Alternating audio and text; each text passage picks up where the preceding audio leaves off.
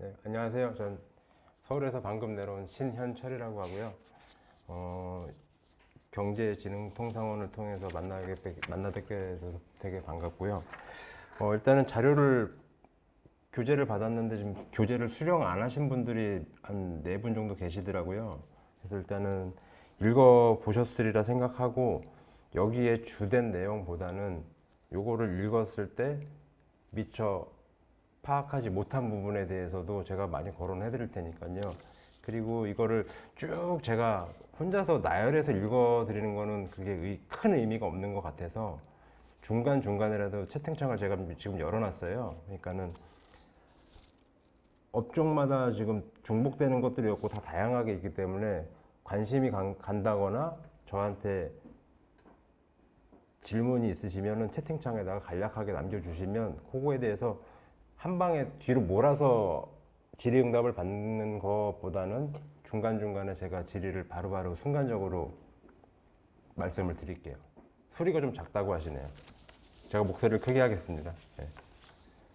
일단은 제 소개 잠깐 하면은 저는 93년도에 일단은 대학교 아르바이트를 하다가 인텔을 처음 접하게 된 거고, 전공과는 다르게 이제 현장에서 이 매력을 느껴가지고 시작하게 돼서 지금까지 20년째 하고 있습니다. 그래서 요번에 통상진흥원에서 이제 20년 만에 첫 강의를 어떻게 맡게 됐는데 잘 부탁드리고요. 다소 미흡한 점이 있더라도 양해 부탁드리겠습니다.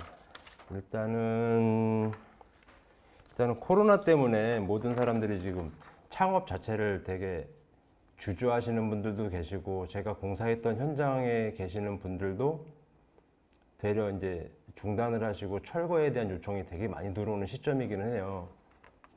거의 뭐 비상사태라고 보시면 될 것 같은데, 일단은 제가 보내드린 자료의 교재를 보시면 뭐 무인샵이라든가 대면 비대면으로 현저히 지금 분리가 돼가지고 나눠져 있다는 걸 많이 느끼실 거예요. 근데 그거에 대해서 이 업종마다 그걸 다 일일이 말씀을 드릴 수가 없어서 일단은 전체 큰 테두리는 그 두 가지로 잡는 게 나을 것 같아서 이렇게 비대면과 대면 사업 이렇게 나눠봤고요. 뭐 무인 매장이 있을 것이고, 요식업 자체도 대형 커피숍들도 뭐 무인화를 지금 계획하고 있는 분들이 계시고, 그분들도 이제 저랑 이제 미팅을 통해서 뭐 무인 서빙 로봇이라든지 그런 것들이 이제 VR을 통해서 비전으로 해서 읽어가는 방식이 있고, QR을 바닥에 찍어서 가는 방식이 있는데 그것도 이제 접목이 되고 있고 계속 진화가 되고 있거든요. 그리고 대면 사업종 중에서 이제 직격탄을 맞으신 분들이 체육시설, 어린이집 그런 것들이 이제 되게 큰 문제가 되고 있어서 그걸 큰 주제로 삼아봤습니다. 다음 뭐 도표에 보이는 거는 큰 의미는 없는데, 흐름에 대해서 2017년, 2018년, 2020년, 2021년까지 해서 흐름에 대해서 지금 여기 경험이 있으신 분들도 계시고 아예 없으신 분들도 계시고, 있으신 분들은 그거를 판매를 하고 진행을 하시면서 이런 게 직간접적으로 느꼈을 것 같고, 이거를 소비자 입장에서도 유트로 감성이 됐건 그린오션이 됐건 외식업 자체가 이제 편리하고 진화된다는 거를 본인도 이제 스스로 이제 소비를 하면서 느꼈을 거라고 보고요.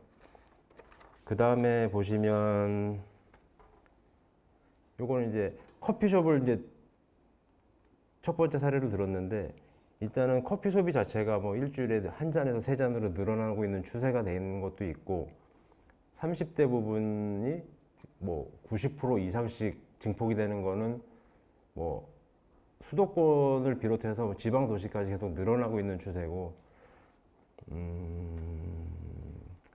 테이크아웃이 되게 많이 증가하고 있을 거예요. 다음 장 보시면 테이크아웃 전문점이 있고, 이제 제가 이제 테이크아웃에서 이제 다음으로 넘어가고 싶은 것들이 인건비나 뭐 주급 관련돼서 그런 것들이 이제 실질적으로 많이 이제 체감하실 거예요. 뭐 주급이 늘어난다든가 그렇게 되면은 추가 수당을 줘야 되는 부분들이 있어서,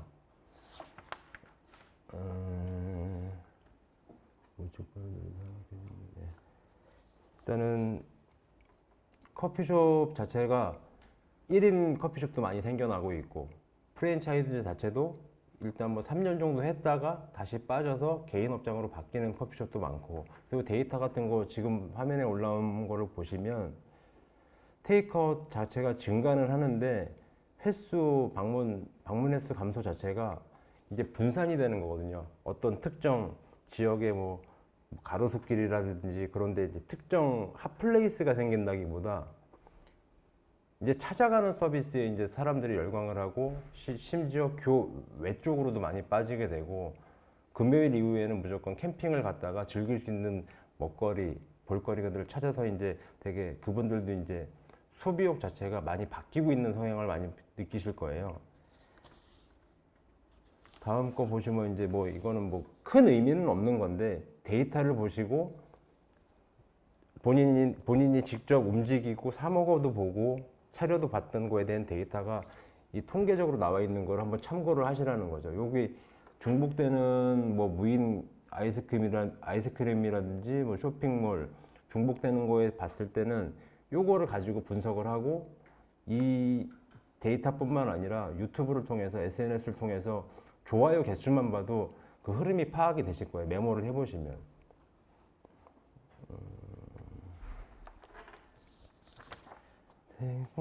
다음 거 보시고,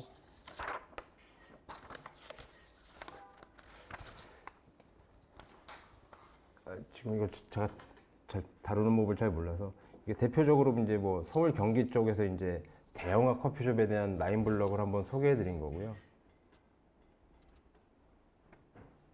이거는 이제 소형 규모의 이제 개인 매장들, 근데 특색 있는 가게들이 되게 많아지고 있거든요.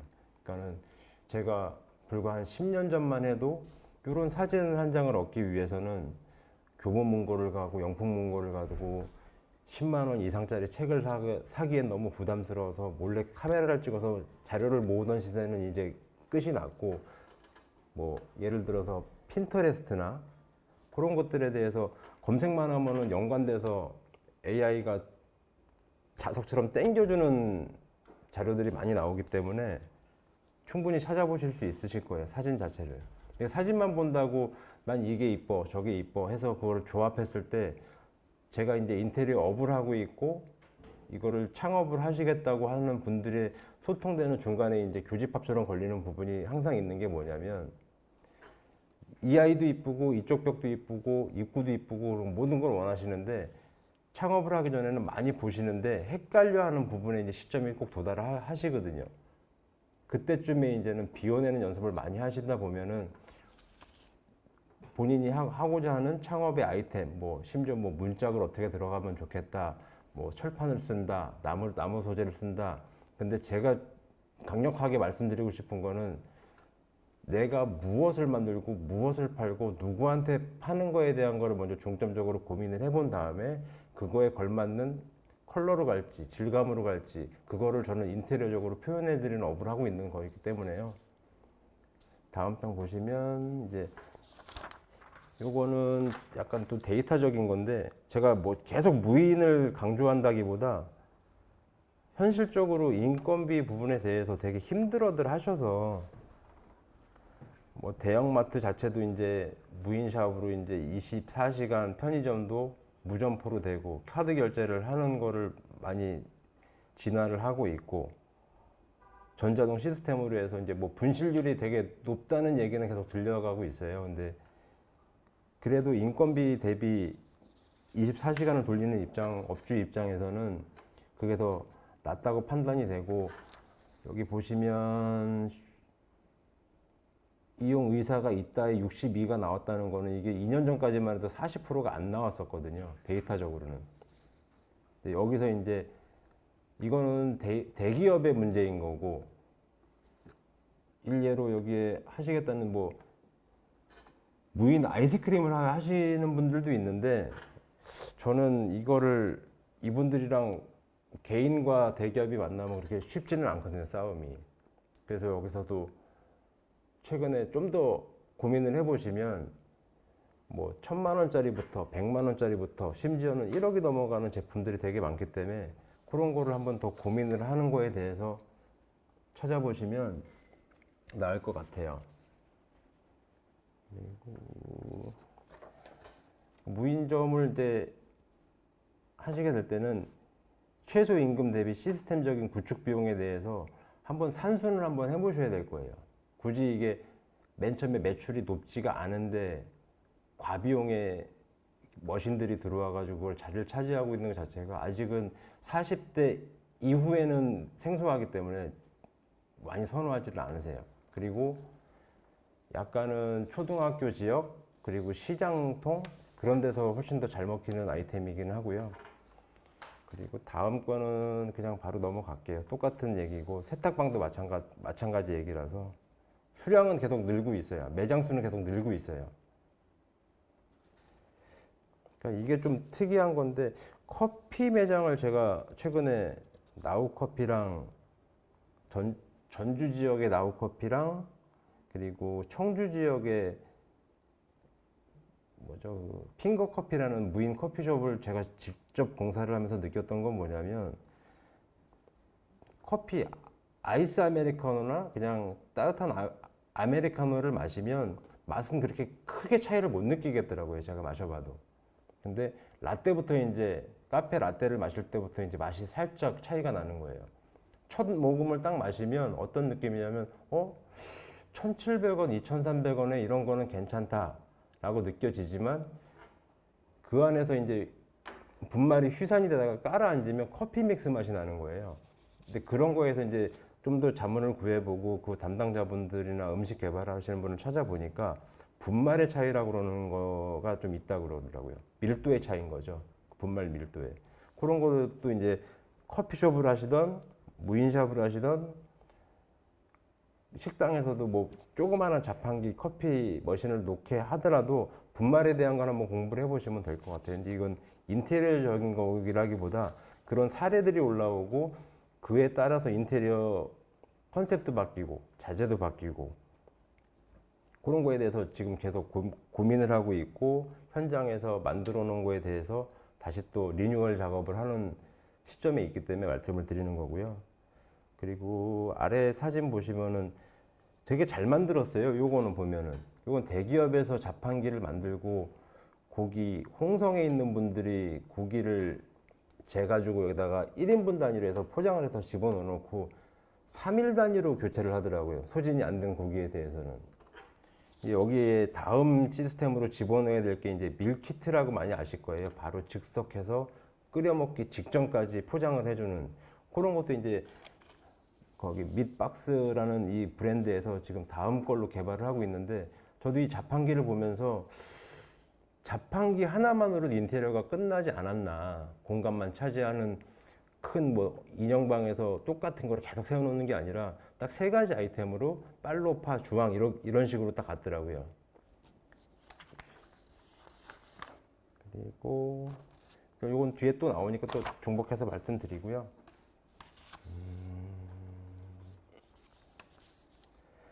일단 여기서도 음식 하시고 온라인으로 수제청 하시는 분들도 계시고 하시는데 음식 배달 제가 서울에서 와서 그런지 몰라도 지금은 음식점이 80% 이상이 10시 이후에는 다 배달을 하세요.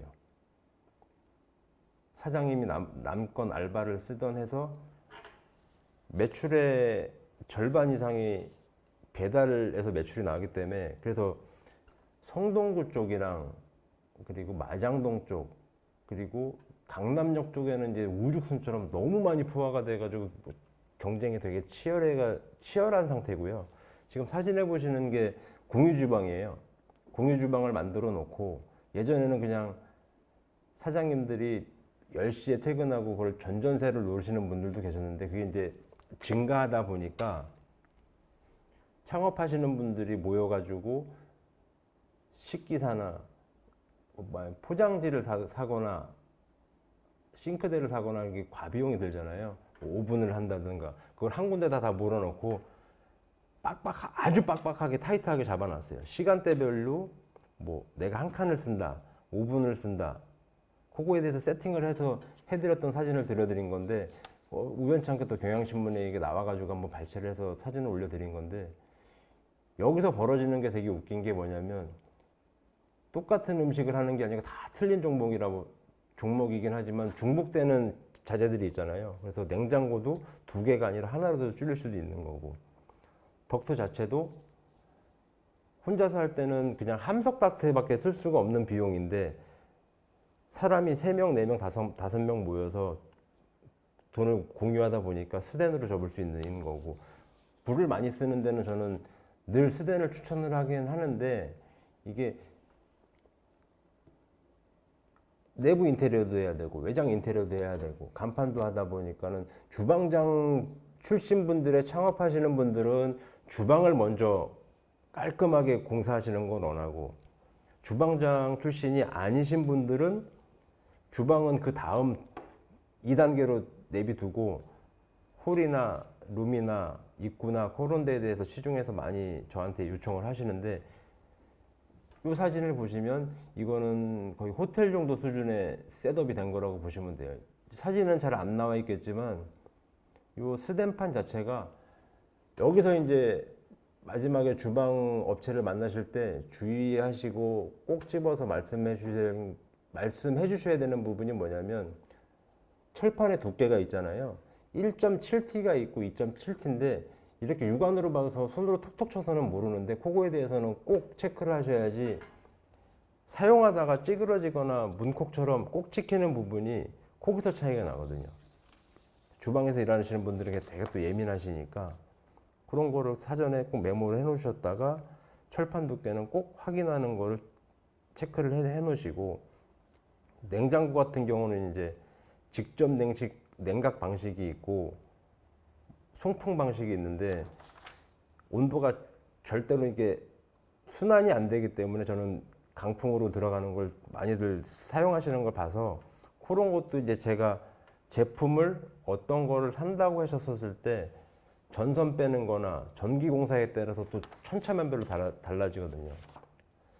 남자분들은 대충 아실 거예요. 여기 장사를 해서 경험이 있으신 분들은 단상이 있고 삼상이 있는데, 그 전력 소비라든지 안전상의 문제가 되는 것도 인테리어 하기 전에 기본 시설, 전기 시설에서 그걸 완비를 해두지 않으시면 감전의 위험도 있고, 근데 불감증 때문에 이제 그걸 인지를 못 하시는데 되게 위험한 부분도 있습니다. 그게 지하 같은 경우는 소방법에도 많이 접촉이 되는 거고요. 일단 여기까지 해서 그 트렌드 전에까지 무인샵이나 비대면, 대면 사업에 대해서는 이렇게 간략하게 나눠본 거고요. 여기에 무인샵을 하시겠다는 분들도 마침 계셔서, 다음 거는 제가 지금 말을 좀 빨리 하고 좀 하는 이유가, 사장님들 이제 창업하시기 전에 질문하고 싶은 것들이 이제 1차적인 교육 받으셨고, 뭐 세무적인 교육도 받으셨고, 좀 전에 CS 교육도 받으시는 걸 제가 다 봤기 때문에, 여기서 나는 요거를 만드는데 뭐 목공사에 대한 경험이 있다든지, 뭐 전기는 뭐 내 동생이 한다, 저희 아버님이 한다, 이런 사례들이 많을 거라고 보기 때문에, 정말로 궁금한 거 한두 개 정도의 질문들만 먼저 중간중간에 받아서, 그런 거에 대해서 간단하게라도 어디를 찾아본다든가 어느 사이트에 들어가면 자세히 나와 있다든가, 그런 것들에 대해서 좀 말씀을 드리고 싶어서 일단 질문을 좀 받아볼게요. 그게 더 나으실 것 같아서. 제가 지금 채팅창 열려 있는 건가요? 네.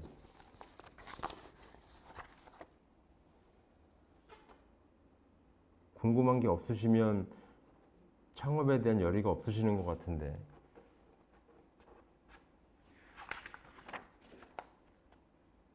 질문 없으면 다음 제가 보내드린 교재로 계속 진행을 할까요?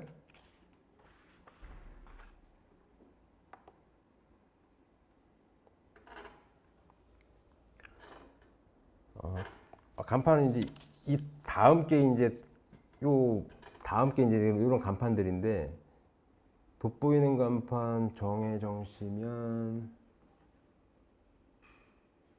미용실이면 딱 맞는 거는 이제 어차피 뺑뺑 돌아가는 거, 예? 대량 내연이잖아요. 네, 몇 마디만 좀 더 해주실래요?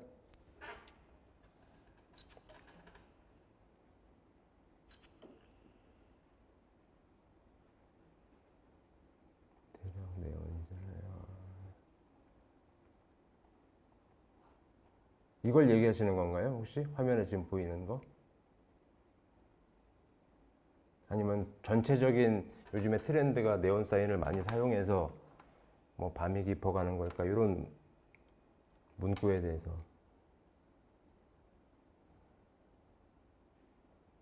네네, 간판, 네온 간판.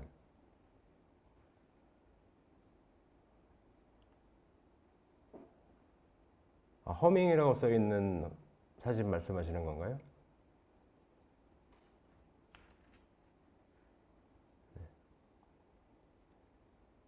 이거는 이제 네온 간판 자체는 요거는 이제 아트 네온이라고 해서 뒤에 보시면 까만색 살들이 있어요.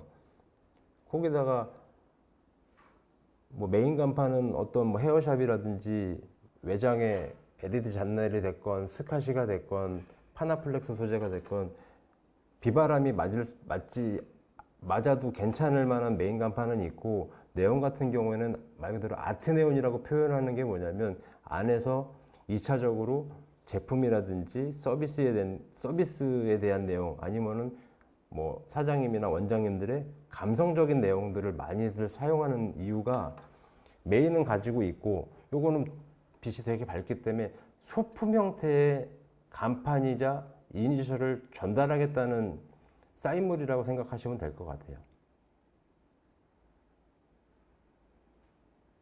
메인 간판은 하나로 두시되, 이거는 2차적인 나의 감성이나 내 가게의 슬로건이라든지 그런 거를 표현하는 방식이 이제 아트적이거나 소품의 역할을 많이 하는 거죠. 이 다음 사진 보시면 네온 플렉스라고 해서 요 위에 사진은 수은이 들어가 있는 방식이에요.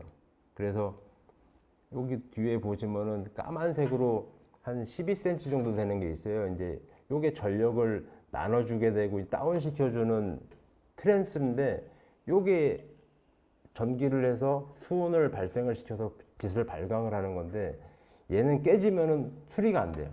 그냥 버리셔야 돼요. 3, 40만 원을 버리게 되는 거고, 자체 개발이 돼서 네온 플렉스라고 나온 건 뭐냐면, 얘는 수은 방식이 아니고 220V를 4W까지 떨구는 되게 말랑말랑한 실리콘에다가 전열기구가 들어가 있는 네온이라고 보시면 되는데, 이게 반영구적으로는 훨씬 낫습니다. 근데 차이점은 딱 한 가지예요. 위험하지 않은 거가 장점인 거고, 단점이라고 하면은 이 수은의 밝기보다 네온 플렉스 실리콘 안에 숨어져 있는 그 발광이 수은 네온보다는 밝지가 않죠. 계속 네온 얘기만 할 수는 없으니까요. 다음 분 질문 있으시면 올려주실래요?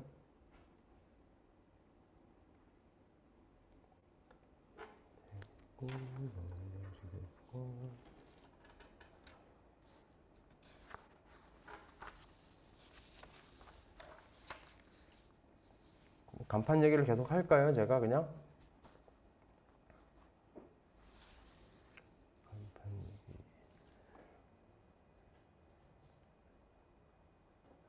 간판 부분에 대해서 말씀을 드릴게요.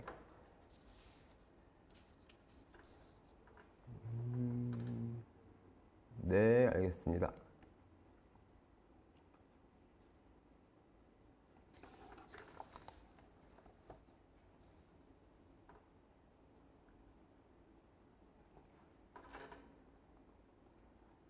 지금 이 간판이랑 뭐 상호 트렌드 그 페이지에 넘어와 있어서 말씀을 드리는 거예요.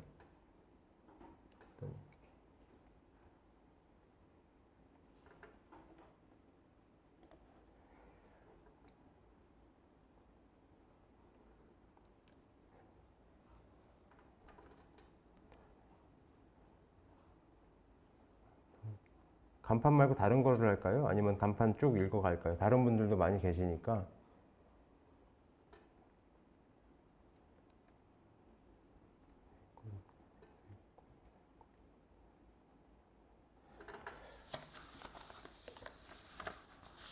노브랜드 사인 쪽 지금 화면에 보이실 건데요.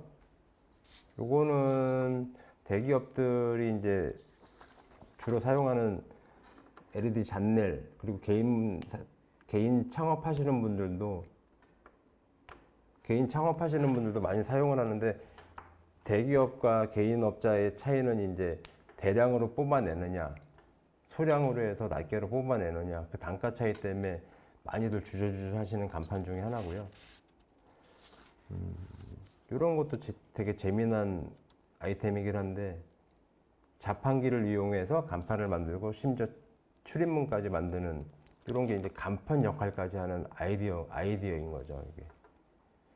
이것뿐만 아니라 뭐 강화도 같은 거 보면 다 900 사이즈가 기본일 거예요. 뭐 금액적으로는 뭐 35만 원, 40만 원 사이인데, 그거에 대해서 아래 받치고 있는 힌지라는 게 있어요. 그거 자체를 30cm를 들여서 문이 열릴 때 이렇게 열리는 게, 영상 자료가 있었으면 좋겠는데 그걸 미처 준비 못했습니다. 걸쇠에 걸리거나 힌지에 걸리는 부분이 각도의 차이에 따라서 똑같은 문인데 틈새나 여유 공간 여백에 따라서 강화도 하나도 힌지 위치만 30cm가 안이건 밖으로 빠지면 되게 독특하게 각도가 열리는 것도 다음 시간에도 제가 한번 준비해서 보내드리려고 했는데, 그럼 기회가 되면 또 사진을 또 한번 마련해 보겠습니다. 다음 사진 보면, 네, 충전하고 오시면 됩니다.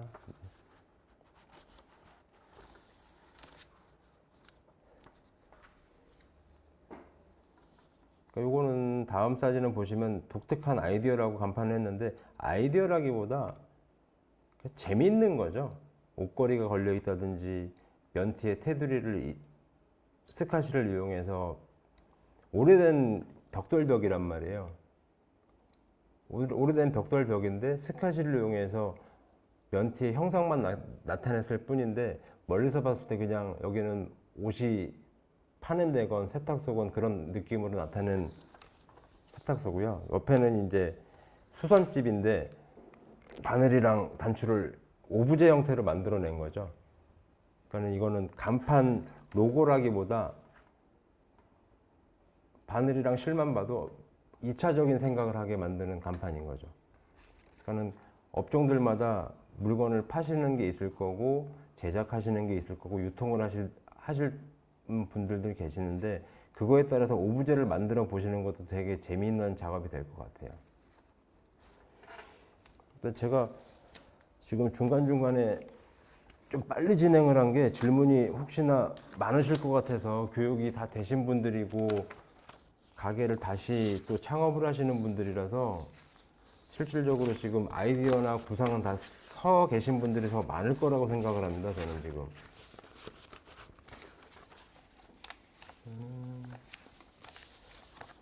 시공이 궁금하신 건가요, 혹시? 시공이라든지 단가라든지 인원, 작업자들에 대한 성향, 노하우, 그런 게 더 훨씬 더 궁금하신 건가? 그러니까 제가 여기서 처음에 담당자분이랑 얘기할 때 처음 저한테 요청을 하셨던 게 간판 얘기를 되게 강조해서 말씀을 하셔가지고, 그거에 대해서 좀 많이 집중을 하고 있었거든요, 제가. 그러면은 교재는 다 읽어보신 건가요?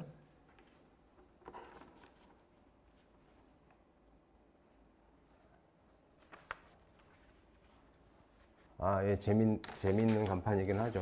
이거보다도 이제 여기다가 이제 모더를 건다든지 그러면은 더 재미난, 뭐 팔이 움직이다든지 옷걸이가 내려갔다 올라갔다 그런 것도 더 만들어낼 수 있는 거죠. 사무실 인테리어 트렌드가 따로 있나요? 네, 되게 많습니다. 사무실은 제가 최근 들어서 2년 안에 한 30여 개를 순식간에 한 적이 있는데, 그게 어떤 문제가 발생이 되냐면, 워라밸을 꿈꾸는 사람들이 되게 많이 늘어나 있어요. 20대 유학을 갔다 오고 우리 대한민국의 문화에서 벗어나 있는 뉴욕이라든지 유럽 쪽에서 공부하고 온 친구들은 사무실이란 공간이 틀에 박혀 있는 거라기보다 내가 하고자 하는 일을 하고 과외 시간에 내가 즐길 수 있는 공간이 사무실에 있는 걸 선호하더라고요. 뭐 예를 들어 딱 한두 개 말씀을 드리면 탕비실. 저희 나이 때만 해도 탕비실 하면은 그냥 문 하나 열고 들어가면은 어깨가 안 들어갈 정도의 커피만 타고 그런 것들이 되게 많았었는데 한 해 한 해가 가고 커피숍을 가고 뭐 부장님들이 커피를 시켰을 때 그냥 타오는 게 아니라 커피숍이랑 똑같은 거를 많이 추구를 하더라고요. 그래서 제가 이제 한 4년 전부터 탕비실을 문을 떼고 바를 만들어내고 밖으로 끄집어내는 시도를 되게 많이 했던 거예요. 그러니까 사무실의 트렌드가 따로 있다기보다 변화되고 있는 거를 제가 겪어본 거는 일단 탕비실이 뭐 영어로 말씀드리면 약간 캔티나 되는 거죠. 거기서 음식도 먹어야 되고 다과도 좀 즐겨야 되고 제빙기도 좀 있어야 되고 그런 것들을 이제 구비를 해주면 이제 직원분들도 편리하게 많이 사용을 하고 야근을 하실 때도 거기가 일부러 커피숍을 찾아가지 않아서 거기서도 휴식을 한다든가 음식 취식을 할 수가 있으니까요. 네, 그렇죠. 제일 중요한 게 비용적인 게 제일 크게 저도 스트레스를 받는 거지만 그게 없으면 될 수 있는 문제가 아니라서 비용적인 게.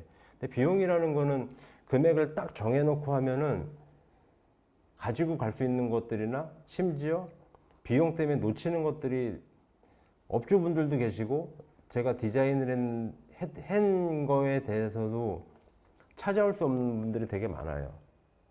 그림은 이걸 갖고 싶은데 비용은 정해져 있고 근데 비용을 또 과하게 잡자니 제일 중요한 거는 비용을 뽑기 전에 하고자 하는 거에 대해서 어느 정도 미약하게나마 철학이 좀 생겨야 된다고 보거든요, 저는.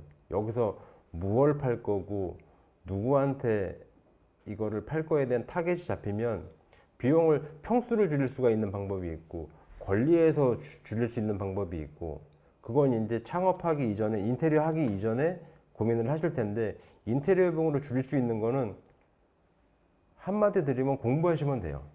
그렇게 크게 어렵지는 않아요.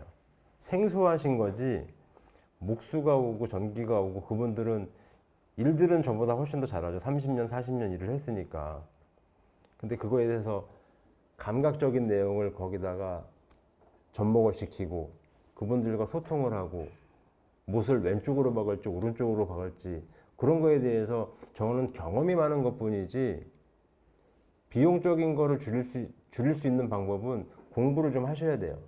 목수의 인건비 그런 걸 따지기 이전에 유튜브나 SNS 보시면 셀프 인테리어 영상들 되게 수없이 많이 늘어나 있잖아요. 거기서 하나 둘씩 캡처해 놨다가 메모를 해보세요. 합판을 왜 쓰는지, 합판이 미송 합판인지 자작 합판인지 일반 합판인지 그거에 대한 명칭만 쭉 나열해도 17가지 내외에서 끝나거든요. 어지간하면.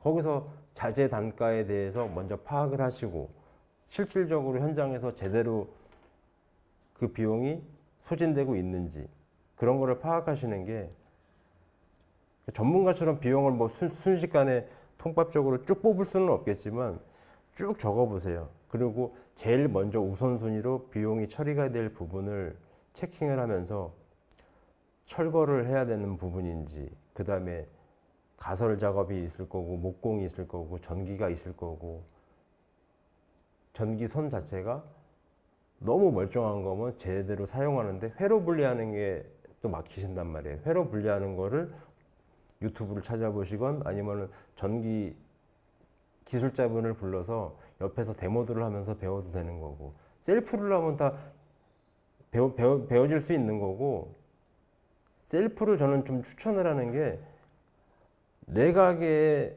내 열정을 좀 심어야지 더 애착도 많이 가시고 근데 죽어라 일을 하라고 말씀드리는 건 아니지만 그래야지 애정이 많이 가고 거기 죽어나는 돈을 다 찾아낼 수는 있거든요. 거기 중간중간에.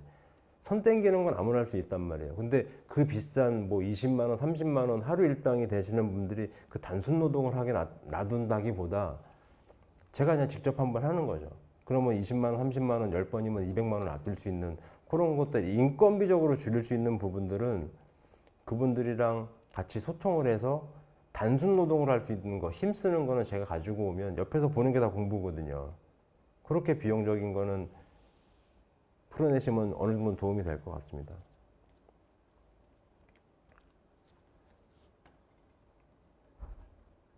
비용적인 부분은 바로 말씀 조금만 드렸던 거고요.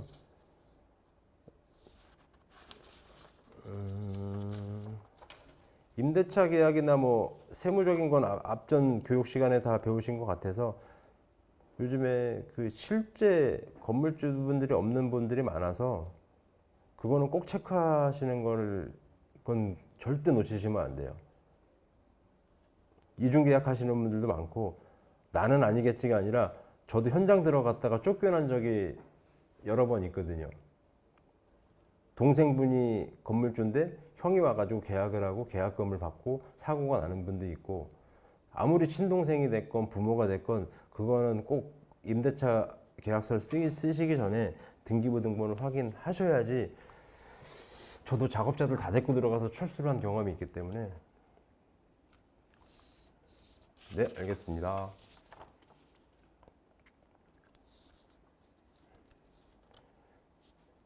일단은 가게나 매장이나 사무실을 운영해 보신 분들은 한두 번쯤 보셨을 건데 처음 시작하시는 분은 생소하실 것 같아서 제가 사진 자료를 제가 공사했던 현장 사진을 좀 많이 보여드릴게요. 이렇게까지 철거할 일은 현장에서 많이 없어요. 장비가 이렇게까지 갖고 들어와서 뭐 집게발이 들어온다든가 글라인더로 커팅을 하는 거는 많이 없는데 이거는 두 가지로 생각하시면 돼요. 기본 철거가 있고 특수 철거가 있고 철거에 대해서는 장비가 들어간다, 뭐 스카이차가 온다, 그게 이제 특수 철거로 들어가는 거고 말 그대로 사람이 몸을 써서 철거를 해내는 부분, 근데 이건 인건비 싸움인 거고. 근데 대부분 원상복구가 돼 있는 상태에서 들어가면 철거 비용 또한 재고 주머니에서 돈이 안 나가는 결과가 생기니까 그것도 비용에다 줄일 수 있는 부분이 될 것 같습니다. 가설 작업이라는 건 뭐냐면 공사를 하기 전에 말 그대로 가설이라는 거죠. 보양을 해야 된다든지 처음에 시작하기 전에 먹줄이라는 걸 튕기거든요. 그림을 그리기 전에 이렇게 선 같은 걸 그리잖아요. 그런 거를 목 자재가 비싸기 때문에 선으로 먼저 그리고 도면이라는 것도 그려서 치게 되는 거고. 사진 보시면 저 산 같은 걸 미리 걸어놔요. 일일이 사람이 올라갔다 내려갔다 하면 시간도 많이 드니까. 그래서 파레트 형태로 잡아놓고 가벽을 세우고 천장에 뭐 덴조라고 하는데 그런 것들을 미리 잡아서 올려야지 난이도를 줄일 수 있어서 목수분들이 바닥에서 만들어서 두세 명이서 같이 올려서 도란스에다가 도란스가 뭐냐면 이제 천장에 지지대가 되는 거죠. 큰 뼈대가 되는 거죠. 그런 것들을 거는 사진이고요. 창업하실 때 개인 건물은 괜찮은데 인테리어를 하기 이전에 방제시설이 있다든가 다중이용시설, 복합건물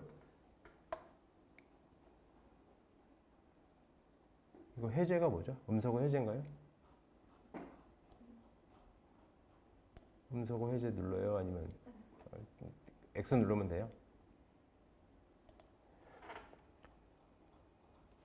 개인 건물이 아닌 복합 건물, 다중이용시설 그런 데는 소방법을 준수해야 하기 때문에요. 방제실에서 이제 거기서 준하는 대로 쓸데없이 내가 공사하지 않는 공간도 전체 다 불연제로 보양을 또 하셔야 돼요. 그거는 꼭 체크를 하셔서 지금 창업하시고자 하는 그 건물 자체가 다중이용시설이나 복합건물이 아닌 체크를 해 놓으시면 그것도 다 비용으로 들어가기 때문에요.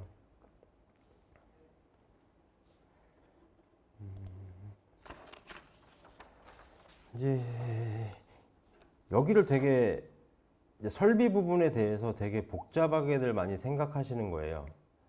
이게 왜냐면 눈에 보이는 게 아니잖아요. 뭐 사우나를 가던 화장실을 가던 이게 배관이 다 땅 속에 묻혀 있고 벽 속에 묻혀 있기 때문에 요거를 되게 힘들어 하시고, 배관 자재는 그렇게 많이 비싸지가 않거든요, 솔직히. 뭐 65mm 파이프 뭐 3m짜리 해봤자 몇만 원 안 하는데, 이거에 대해서 저도 가끔씩은 당하는 거예요. 고무줄 견적이 아직도 성행을 해요. 60대 이상 분들은, 옛날 분들은.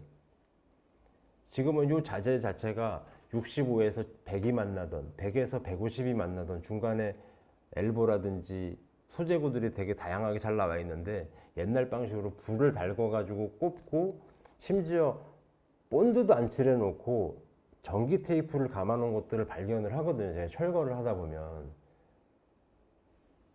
요것도 비용 관련돼서 잠깐 말씀드리면, 영상 자료가 너무 많아요. 내가 지금 사용하고자 하는 매장에 물을 얼마만큼 쓸 거고에 대해서 배관 자재 센치별로 한번 구획을 한번 나눠 보시면, 자재 파악이라든지 전체적인 매다수가 나오면 그거는 파악이 돼요.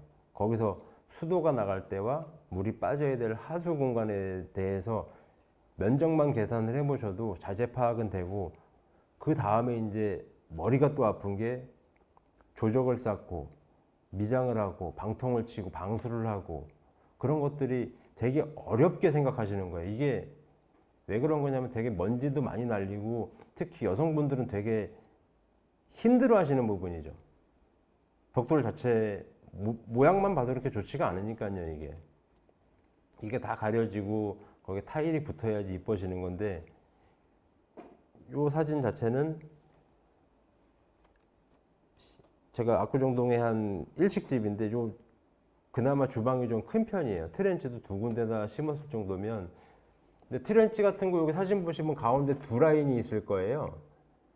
요거를 따로따로 뺐을 때 어떤 분들은 T자 형태가 아니라 이렇게 Y자 형태로 배관을 빼시는 분들이 있어요. 그거는 절대적으로 좀 하지 말아야 되는 문제가 뭐냐면, 물이 양쪽으로 내려서 충돌이 돼 버리면 한쪽에 역류가 생겨서, 그거는 조금 기피 하시는 게 나을 겁니다.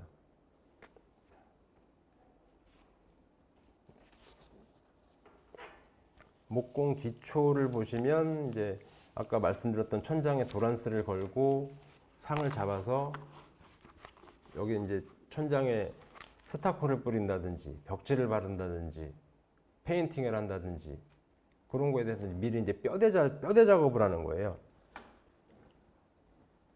빈 공간에다 이제 하나씩 채워가는 거죠, 요거는. 그렇게 생각하시면 돼요. 인테리어는 크게 뭐 마감 자재를 많이 사진을 본다고 실력이 느는 것도 아니고, 사진을 다 완성된 사진들은 넘쳐나거든요. 핀터레스트나 뭐 SNS, 인스타, 그런데 되게 많이 너무 과하게 넘쳐나다 보니까 헷갈리시기도 많이 할 거고,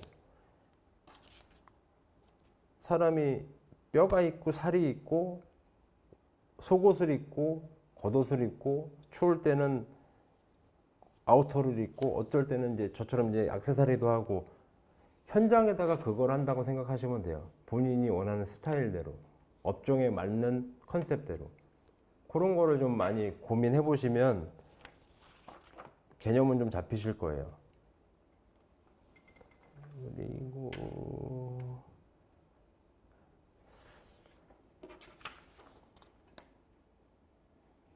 음식점 하시는 분들도 꽤 계시는데, 이게 이제 전기 배관이나 에어컨 배관. 근데 에어컨은 요즘에 신설된 건물들은 에어컨 배관이 다 돼 있고, 에어컨 자체도 관리에 포함이 돼 있어서 기본 시설이 돼 있는 데가 많을 거예요. 그래도 청소는 꼭 하시길 바라고요. 전통들이 되게 어지럽잖아요. 요거는 공부하기가 되게 쉽지는 않아요. 요거를 하나하나씩 다 해가지고 회로 분리를 하고 스위치를 날리고 콘센트를 날리는 것 자체는 전기 기술자가 와서 하는 게 좀 감전의 위험이 있고 인사사고에 대한 문제가 좀 같이 있어서 일부러 복잡한 사진을 하나 넣었어요. 함부로 이거를 만져서 사고 나는 걸 방지하기 위해서.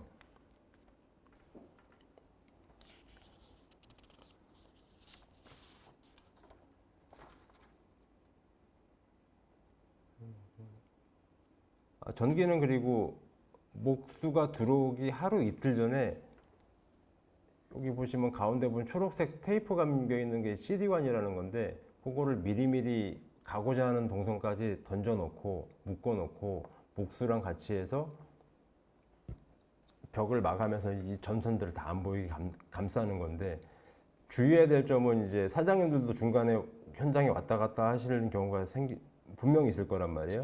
그때 요 CD관이랑 합판 요 사이에 못질을 하다가 결선이 나는 경우가 있어요. 거기서 합선이 나기 때문에 그거는 좀 잔소리 좀 하셔야 돼요, 사장님들이. 전기 사장님이랑 목수분이랑 호흡이 안 맞든가 하면 이게 물려버려서 벽을 다 덮고 나면 거기서 합선이 나고 하자가 나는 게 되게 많으니까 그거는 필히 체크하시고 현장 갔을 때 한 번씩 보시고, 덮기 전에 한 번 더 체크하시고. 이거는 덮고 난 다음에 나중에 장사하시다 이래버리면 저도 머리 아프지만 사장님은 장사 못해서 속상하실 일이 되게 많습니다.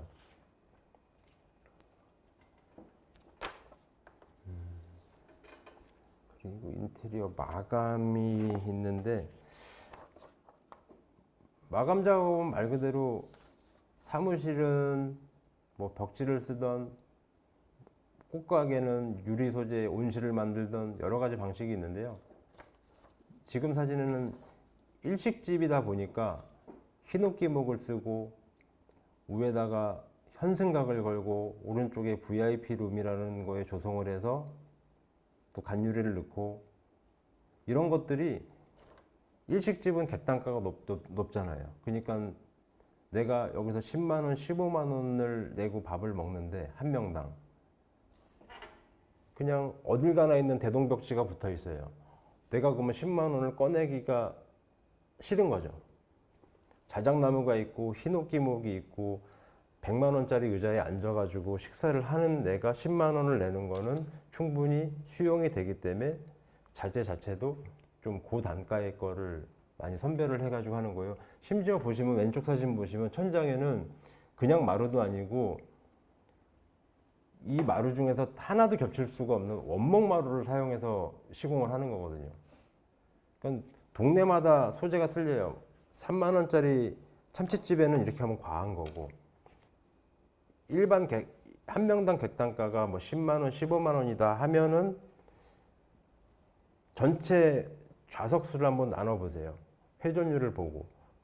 그게 한 달, 두 달, 세 달 했을 때 1년에서 1년 반 사이에 인테리어 비용, 창업 비용, 모든 창업 비용이 소진이 될 수 있고 원가의 BEP를 찍을 수 있을 때쯤에 계산해서 40, 50%를 인테리어 비용으로 잡으시면 대충 계산이 나오거든요.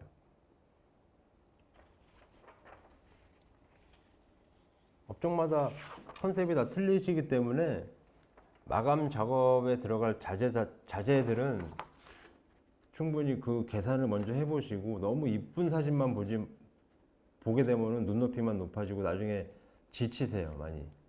그런 걸 많이 고려해 봐 주셨으면 좋겠습니다.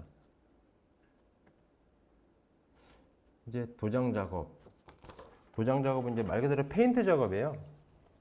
지금 페인트 작업하는 거 여러 가지가 있겠지만 이 보양 작업을 해서 사진을 제가 띄워드린 이유는, 신기하게도 페인트 작업은 되게 쉽게들 생각하시는 경우가 되게 많은 것 같아요. 한 번쯤은 뭐 포스터 컬러를 초등학교 때 칠해보고, 친구네 집 이사 갈 때 롤러질 한 번씩은 여자분들도 한 번씩은 페인트 롤러를 다 한 번 해봤단 말이에요.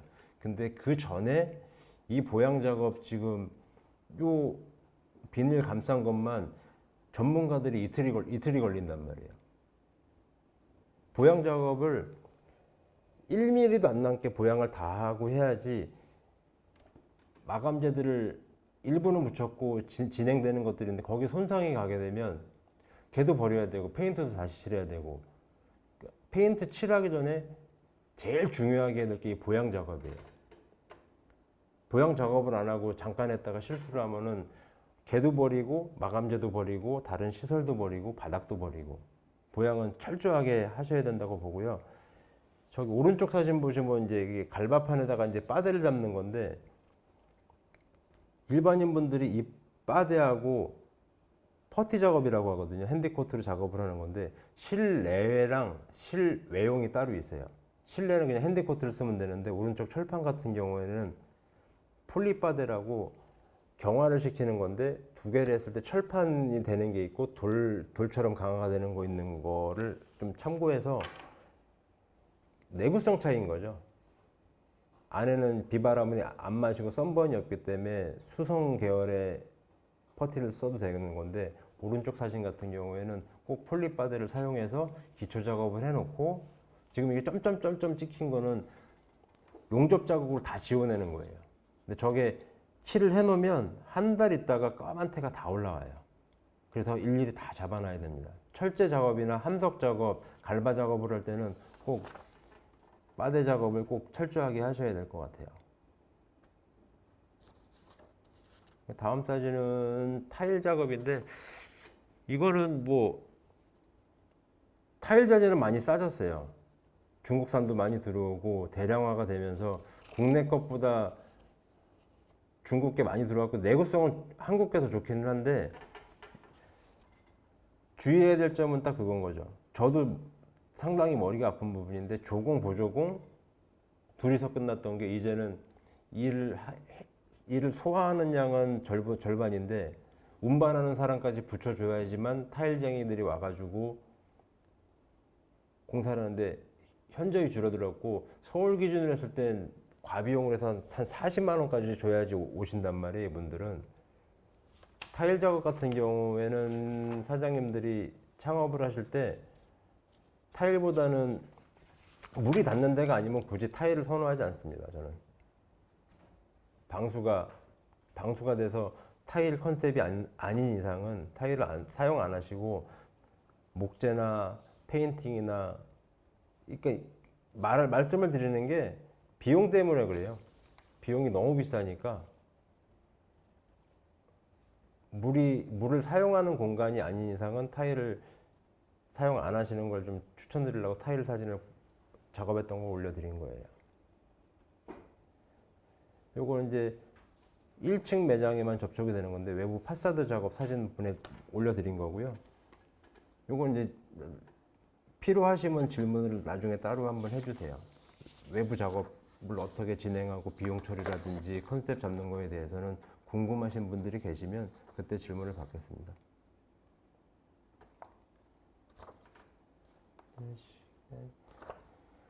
지금 53분. 요거까지만 마무리를 할게요. 요거 인테리어 공사 순서까지만. 간판도 외부에 같이 파사드랑 같이 연결되는 사진이고요. 다 마감을 하고 나면 아까 말씀드렸던 요 흰옥기목이 올라간 거고, 여기 사진을 보시면 요 오른쪽에 있는 사진이 유리가 지금 불투명이잖아요. 마감을 다 하고 완성이 됐을 때는 이렇게 투명이 된 게 아니라, 어떤 보조지를 붙였다가 뗀 게 아니고, 얘는 매직 글라스라는 거라서 전기 유리인 거예요. 전원이 들어가면 투명해지고, 전원이 빠지면 불투명해지고, 유리하고 유리 사이에 플러스 마이너스 전극이 물려 있다가 전극이 물리면 플러스끼리 돼서 투명해지고, 전원이 안 들어가면 플러스 마이너스라서 붙어서 요 사진처럼 불투명이 되는 거죠. 이거는 이제 회의실이라든지 제품 만드시는 분들의 이제 비밀 유지라든지 프라이빗한 어떤 가림막이 필요하시면 이런 걸 사용해도 되는데, 두 가지 타입이 있습니다. 접합 유리를 2장을 낀 게 있고, 필름으로 해서 1장으로 끼는 게 있고, 가격 자체는 이제 2분의 1이고 시공 방법도 더 간단해지는 거고요.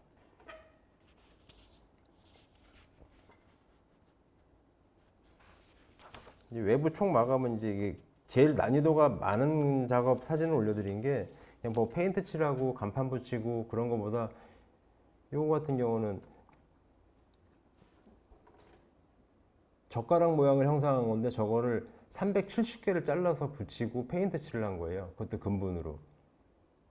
이런 파사드 작업 자체는 매장의 컨셉이 맞는 분들에 한해서만 시행을 하는 거라서 이것도 이제 질의응답 시간에 궁금하신 분들한테 말씀을 드릴게요.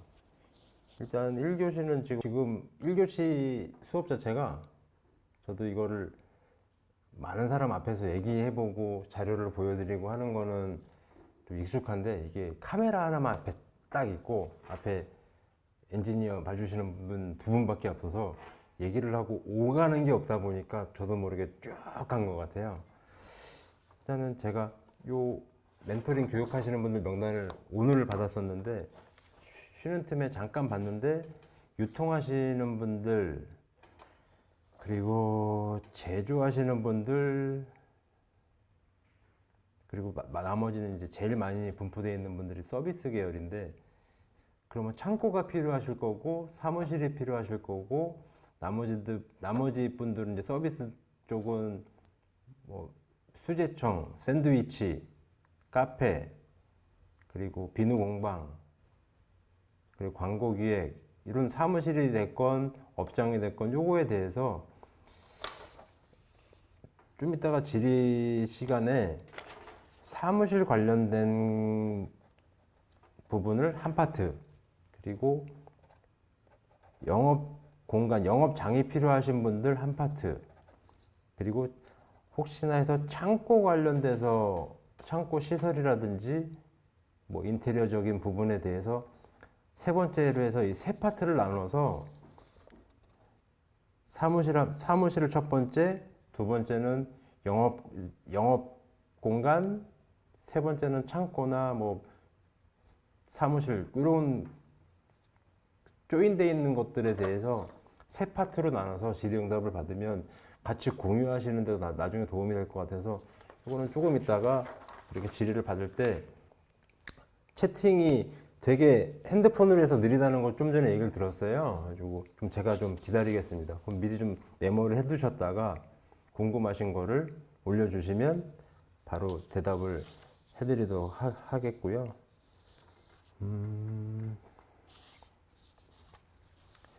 인테리어 진행 노하우 뭐 제가 일정 짜기 3원칙이라고 그냥 표기를 했는데 단순하게 일단은 크게 파트를 3개로 나눠 보시라는 얘기를 하는 거예요. 저는 시공을 하루에 욕심이 나서 하나 이상 한다 이것도 하고 이것도 하고 하나에 집중하기도 힘든데 전체 품목에서 시공 뭐 목공이 됐건 뭐가 됐건 셀프가 됐건 어떤 업자를 부르던 저처럼 전체적인 걸 통과하는 디자이너를 섭외를 하시던 시공은 하루에 한 가지씩만 시공을 하면 옆에서 잠깐 지켜보셔도 이해하기도 빠르고 저기서 전기하시는 분 전기 반장님들 막 이렇게 움직이시고 목공도 막 움직이시고 보면은 봐도 모르셔요. 일을 하고 계시는 건지 열심히 하는 건지 그런 걸 되게 모르실 수밖에 없거든요. 망치질을 하던 뭐를 하던 그거를 꼼꼼히 볼 수 있으면 시공은 하루에 한 가지씩만 그리고 공사기간 체크라고 해놓은 건 뭐냐면 공사기간이라는 걸 체크하기 위해서는 뭐 예를 들어서 10m 정도 벽에 합판이 몇 개가 붙을지 합판을 붙이기 위해서 투바이가 됐건 어떤 나무 소재 틀이 있어야지 이게 합판을 붙일 거 아니에요. 걔네가 얼마만큼 들어갈지에 따라서 목수 한 명이 합판을 한 장을 붙인다 했을 때 하루에 몇 장을 붙일 수 있을지 그거에 따라서 공사 기간을 체크를 해보시고 파트별로 그걸 다 합산을 하면 전체 공사 기간이 나오는 거니까 그거는 이거를 뭐 실질적으로 볼 수는 없어도 목재소 가서 뭐 석고 50장을 산다, 100장을 산다. 그럼 목수 한 명이 저희 표현으로 석고 빠갠다 그러거든요. 석고 빠개는 게 1인당 50장을 빠개요. 합판 같은 경우는 25에서 30장을 빠개고 저는 그런 데이터가 나와 있는데 자재를 사러 갔을 때 어떤 자재를 사면 그분들도 대충 알거든요. 뭐를 하기 위해서 이 자재를 산다를 아니까 거기서 답습을 한번 하시면 되죠. 그 자재 파시는 분들한테 이걸 할 건데 목수를 붙여줄 수 있냐 이걸 얼마만큼 소진할 수 있냐, 그런 거에 대해서 기간적인 거를 꼭 체크를 하고, 시공 순서를 꼭 지키라고 말씀드리는 건 뭐냐면 그거예요. 옷을 다 입었는데 속옷을 안 입으면 옷을 다시 다 벗어야 되잖아요.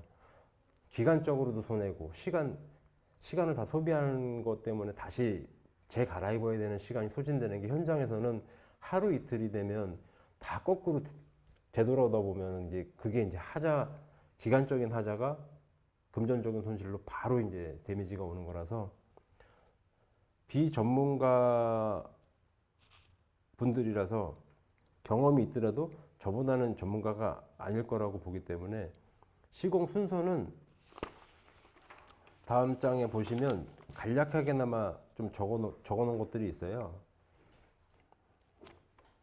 일단 시공 순서의 예산을 먼저 잡아보면, 예산을 잡고 예산에 의해서 자재 파악이 나오고 인원이 나오고 파트별로 끝나는 기간이 나왔을 때, 그거에 따라서 이제 누구를 먼저 집어넣을지, 전기가 먼저 가야 될지, 페인트가 먼저 가야 될지, 그런 상식적인 수준의 기초 지식은 기초 지식은 있으실 거예요. 근데 거기서 공정별로 중복이 돼도 되는 것들이 있을 거고, 중복이 되면 안 되는 것들이 있을 거고, 뭐 페인트나 바닥 같은 경우는 양생의 시간이 필요해서 그런 것들은 체크를 해보시면서 하면 좋을 것 같고요. 예산 이게 너무 광범위해서 10평짜리가 됐건 20평짜리가 됐건 100평짜리가 됐건 어찌됐건 거기를 다 채워야지 끝나는 게임이거든요. 인테리어는 빈 공간을 채우고 여백의 미를 살리는 공간이 있을 것이고,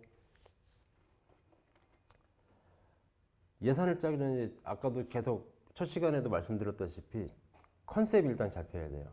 여기서 무엇을 팔고 어떤 색깔을 나타내고 누구한테 내 거를 판매를 하고 수익을 낼 건지에 대해서 예산이 잡히고,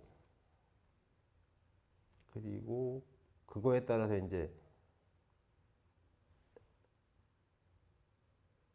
놓치는 부분에 대해서도 러프하게 한 20%를 잡아놓으라고 제가 표기를 해놓은 건 뭐냐면, 저 같은 경우도 실수를 해요.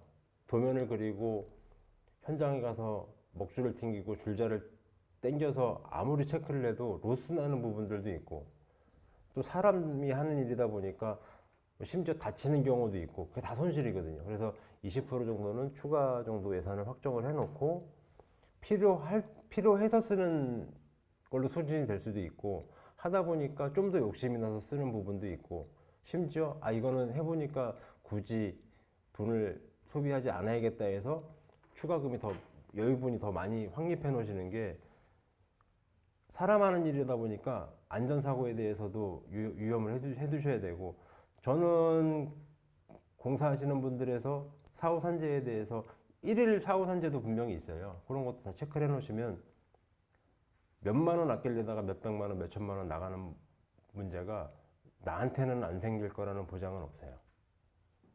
그리고 공사 범위 자체는 뒤에 있는 공정표에서 다시 한번 말씀드릴게요. 그리고 자재 선정이라는 게, 페인트를 칠해야 되는데 굳이 비싼 합판을 쓸 필요가 없잖아요.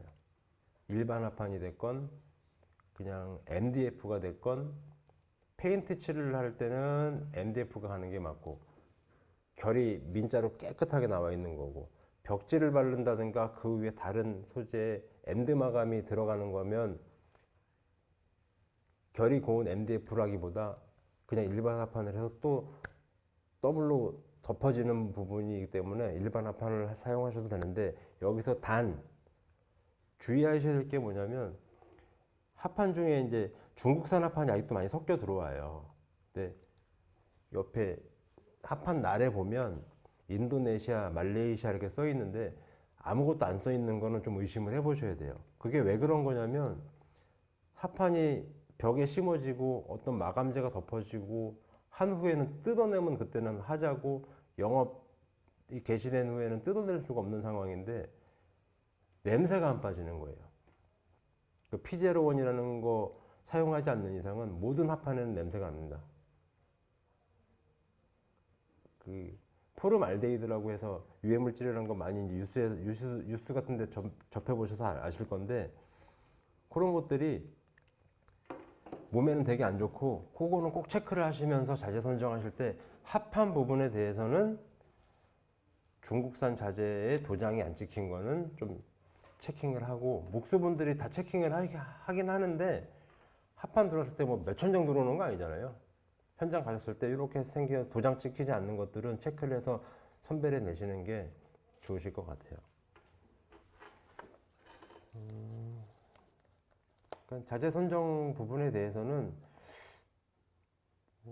여러 가지 말보다는 그냥 발품 판만큼 내가 가지고 오고 얻어낼 수 있는 것들이 되게 많아져요. 그래서 좀 재밌어 하세요. 자재상 다니고 내 가게에 내가 앞으로 일을 할 공간에 이 아이도 오고 저 아이도 오고 타일도 오고 조명도 오고 그런 걸 보는 걸 좀 즐겨 하시면 하루 이틀 다니다 보면은 눈에 안 보이는 것도 더 보이실 거고, 갔던 가게를 또 가면 미처 구석에 있던 게 가격은 싼데 좋은 것들이 나타날 수도 있고, 발품 판만큼 제 걸로 가지고 올 수 있으니까, 갖고 올 수 있으니까 꼭 그거는 조금 노력을 하시는 게 훨씬 더 낫다고 생각합니다. 여기 그 다음 장에 있는 이게 위치가 바뀌어가지고 요거 다음이 아니라 요 다음 장은 원래 바닥공사부터 말씀드릴게요. 프린트가 잘못 뒤바뀐 것 같아요. 바닥공사는 이것 또한 이제 모든 인테리어가 컨셉에 맞춰서 다 연계돼 가지고 그 다음 걸로 이제 파생돼서 전체적인 밸런스가 맞아야 되기 때문에 바닥공사도 소재가 너무 다양해요. 마루가 있을 것이고 데코 타일이 있을 거고 폴리싱 타일이 있을 거고 수없이 많습니다. 근데 심지어 쇼핑몰 명품점에 가도 P타일이라고 하는 평당 14,000원짜리 타일을 써요. 고무수지로 된 거. 화장실 입구라든지 창고 입구라든지 그냥 복도라든지 심지어 비상 계단 쪽에는 비싼 대리석을 안 깔 거 아니에요. 그 14,000원 P타일이 왜 융이 반짝반짝하면서 나냐면 유지 보수 때문에 그래요. 일주일에 한 번씩 왁싱을 올린다고 해보세요. 광이 안 날 수가 없어요. 근데 개인 업장에서 일주일에 한 번 청소하기도 쉽지가 않거든요. 아침에 일어나서 가게 열고 손님들 응대하고 뒷단돌이하고 집에 가면은 힘든데 또 청소를 해라? 쉽지가 않거든요. 그러니까 바닥재 같은 경우는 좀 내구성이 좋은 타일 계열이 있고, 좀 계속 유지 보수를 해야 되는 마루 계열이 있고, 돌 쪽이 있고 고무수지가 있고 나무 쪽이 있는데, 내구성을 좀 요하는 직종에 있는 분들은 타일이나 돌 쪽을 추천해 드리는 거고, 그러니까 뭐 신발을 안 신고 슬리퍼를 사용하는 데는 데코 타일이라든지 P타일도 충분히 버티니까요. 그러니까 제일 중요한 거는 유지 보수. 그리고 전기 조명의 부분에 대해서는 뭐 사무실은 이런 형광등 많이 사용하시는데, 일단은 눈의 피로도가 LED가 훨씬 낮기 때문에 전기세도 마찬가지고, 아직까지는 예산 편성 자체가 그렇게 원활하게 전국적으로 돌아가지가 않아서, LED 조명을 사실 때는 꼭 필히 보셔야 되는 게, 굳이 필립스, 오스람 거기 것만 선호하지 않으셔도 돼요. 왜냐하면 필립스가 10,000원이라고 그러면 중소기업이나 소규모 업체들이 만들어냈다거나 중국에서 물건이 들어오는데, 어차피 거기서 제조만 하지 연구개발은 한국에서 하는 업체들이 되게 많아요. 조명 가게들은 지금 조명 기구에 대해서가 아니라 램프에 전쟁을 하고 있거든요. 10,000원짜리를 해서 1년을 쓰는 게 있고, 1,000원짜리를 해서 5개를 사서 2달에 한 번씩 바꾸는 방법이 있고, 그런 계산으로 접근을 하시면 조명에 대해서는 소모품적인 거기 때문에, 기구에 대해서는 이제 디자인적인 거라서 개개인마다 차이가 있고 업종마다 차이가 있기 때문에 그건 따로 말씀드리지 않겠습니다. 마감 자재는 아까 또 중복되는 내용이고, 최근 들어서 경양하우징 페어나 MBC 박람회 그런 데 많이 있잖아요. 그런 데 가보시면, 저도 최근에 갔다 왔는데 우드 슬랩이나 좀 고단가에 있던 것들이 이것도 또 코로나 여파예요. 코로나 여파라서 전시품 자체를 50%, 80%막 세일하는 경우가 되게 많아요. 사무실 같은 경우도 회의실에 원목마루 같은 걸로 원목으로 된 우드 슬랩이라는 제품이 있어요. 그런 거를 다리빨만 세워서 회의실에서 한 2,700, 2m 70짜리 회의 테이블을 많이 사용하거든요. 그런 것들을 박람회를 통해서 구매를 하시면 훨씬 더 이득인 거고, 또 마감 자재에서 국내 유통이라는 게 있고 해외 유통이라는 게 있어서 알리익스프레스라는 곳에서 요즘에 인테리어 자재가 많이 넘어와요. 단점은 기간이 45일 걸린다는 거. 근데 장점은 똑같은 뭐 마루나 페인팅이나 디자인 패널이나 모든 자재들이 5분의 1 가격이라는 걸 눈으로 확인하실 수 있으실 거예요.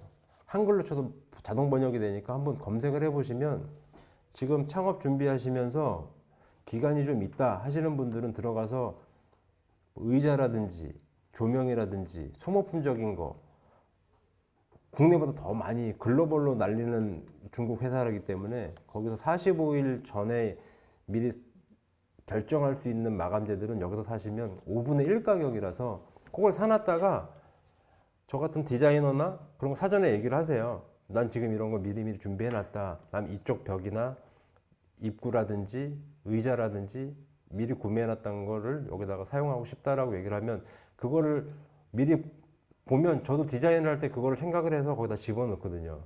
그럼 말 그대로 제가 사장님들께서 미리 사전에 준비해놨던 그런 자재 부분들 자체를 자재비도 아끼고 제품비도 아끼고, 저도 그 부분에 대해서는 신경을 덜 쓰게 되거든요. 현실적으로 그림을 그릴 때 테이블 하나 그리고 의자를 갖고 올래도 여러 개를 생각한단 말이에요, 머릿속에서. 또 신소재가 나온 것도 계속 봐야 되는 거고. 그런 걸 줄이면은, 그래서 디자이너 분들이랑 셀프 인테리어를 하실 분들은 무던 노력을 하셔야겠지만, 디자이너 분들이랑 소통하실 분들은 말을 많이 하세요. 말을 많이 해서 내가 뭐 하고 싶고 그거를 계속 얘기를 하세요. 그럼 저나 인테리어 하시는 분들은, 어지간한 분들은 다 들으세요. 듣고 그 후에 여기에 어울리는 것과 안 어울리는 것, 추상적인 거를 또 그림으로 보여내고, 지금 온라인에 또 툴이 되게 많잖아요. 뭐 집닥도 있고 숨고도 있고 오늘의 집도 있고 무료로 그려주는 업체들도 되게 많고 무료 견적도 많은데, 여기서 주의해야 될 점은 경험이 없는데 열정으로 가시는 분들을 택하시건, 저처럼 경험이 많았는데 노련한 분을 택하시건, 이 두 개를 같이 분별은 하시는데, 이 두 가지 분류의 인테리어 디자이너와 뭐 경력이 많은 사람들, 그리고 심지어는 회사가 큰 데가 있고 1인 CEO들이 있고, 사장님들 주장을 많이 하세요. 나는 뭐를 했었고 살아온 얘기도 좀 하시고, 그게 다 디자인적으로 녹아들어서 거기서 빼야 될 거, 굳이 안 해야 될 것들을 나눠 놓으신 다음에 조각을 모으는 거죠. 이렇게 벌려놨던 거를 사장님의 생각, 디자이너의 생각, 그리고 실질적인 매장이, 이 교집합 안에 걸리는 것 자체가 최종 마감으로 가는 길이니까, 그런 거를 많이 상담을 하시고 의견을 제시를 하시고 그림을 갖고 오면 수정을 하시고, 그렇게 해야지만 완성이 되는 것 같습니다. 예. 잠깐 또 얘기가 딴 데로 갔는데, 요거죠. 금속 유리. 그러니까 1층 매장에 계신 분들은 유리를 많이 바꾸세요. 그리고 칸막이에도 유리를 많이 쓰시는데, 요거는 간단히 말씀드리면 일반 유리, 강화 유리 두 가지로 딱 분류하시면 돼요. 강화 유리 깨졌을 때, 일반 유리가 깨졌을 때 인사사고가 나는 문제, 그리고 최근에 서울 경기 지역엔 좀 소방법 때문에 명령이 좀 많이 내려오는 게 뭐냐면, 여기서 지하 매장에 지하실 이상으로 가시는 분들은 철문이면 상관이 없어요. 방화문, 비상구에는 그냥 아무 꽉 막혀 있는 철문 있죠. 그런 거 뭐 30몇만 원짜리 그냥 방화도 함석으로 만든 건데, 지하 내려가는 문이 투명한 강화유리를 낀 업장들이 다 명령을 받을 거예요. 그게 뭐냐면 강화유리 테두리에 스테인이나 금속 소재로 된 방화 샤시 유리가 아니면 소방법에 위배가 돼서 영업 정지 명령이 떨어져요. 그러니까 지금 아직 계도 기간인데 여기 전라 지역까지 내려올 것 같아요, 조만간에. 소방법에 의해서 유리 소재 안에가 투명하게 보이는 것들은 방화 샤시 도어로 바뀐다는 거 꼭 명심하시고, 공사를 시작했는데 강화도로 끼웠다가 다시 철거를 하고 방화 샤시를 해서 금액이 싸지가 않아요. 강화도어는 35만 원, 40만 원인데 방화 샤시는 180만 원이에요. 저도 놓친 부분이라서 고객분이랑 좀 다툼이 생겼었던 거죠. 그러니까 그게 소방법이 분기별로 바뀌어서 인사사고가 나고 대형 화재가 나면 파생된 업종들은 다 공문이 날라오고 법안이 개정이 되는 부분이 있으니까 그거는 꼭 명심을 하셨으면 좋겠고요.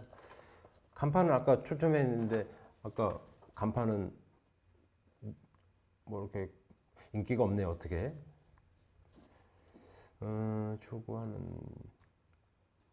간판은 디자인적인 거, 뭐 컨셉 그거는 이제 디자이너 분들이랑 가게 안쪽 실내에서 가지고 나와서 일체되는 거가 주로 되면 디자이너 분들한테 의존하셔도 되는데, 사장님들이 체크하셔야 될 게 간판 금액이 있어요. 뭐 100만 원이 있는데 누구는 깎아서 80만 원, 누구는 더 비싸서 140만 원, 대충 중간에서 80만 원, 그렇게 하지 마시고 5개 광고에 접촉이 되는 지역이라면 5개 광고법 허가를 갖고 있는 업체를 선정을 하시는 게, 해놨다가 띄는 경우 그런 제반 사항들에 대해서 그것만 체크를 하시면, 디자인적인 거는 사장님이 하셔도 되고 거기 업체에서 하셔도 되고 간판집에도 디자이너가 있는 분들이 있으니까. 간판에서 조심하셔야 될 게, 최근에 저작권 전쟁인 건 아시죠? 글씨 한 글자 잘못 썼다가 간판을 띄는 경우, 그리고 간판에 있는 글씨 하나 때문에 영업일이 만약에 1년이다. 그럼 365일 곱하기 자기네 글씨의 연구비 곱하기 7배라는 걸 하더라고요. 저희 간판 사장님도 몇 개월 되지 않은 오픈 가게인데 680만 원의 소송이 들어왔다가 200 얼마의 배상을 한 적이 있어요. 뭐 심지어 그 루머 같긴 한데 핸드폰 갖고 이게 찍으면 그 폰트가 스캐닝을 해서 자동 AI로 인식하는 프로그램까지 만들어서 고의적으로 한다는 분들도 있으니까, 인터넷에서 무료 폰트 전부 다 사용하시면 안 돼요. 어지간하면 직접 그려서 쓰시는 게, 그래서 한글 간판이 많이 생기고 있는 트렌드가 저작권 때문에 많이들 그런 거죠. 그런 거는 꼭 명심하셔서, 그게 다 손해거든요. 그냥 버려지는 돈이라서 아차 하고서 그런 건 꼭 체크를 하셔서, 간판 사장님한테도 저작권을 사서 하자, 몇만 원 안 하거든요, 솔직히. 한글 간판 같은 거나 영문 같은 거, 뭐 고딕체 같은 경우는 저작권이 없는 것들도 있고, 꼭 그건 체크를 하셔야 돼요. 그리고 다음 장이, 이건 말씀드렸고,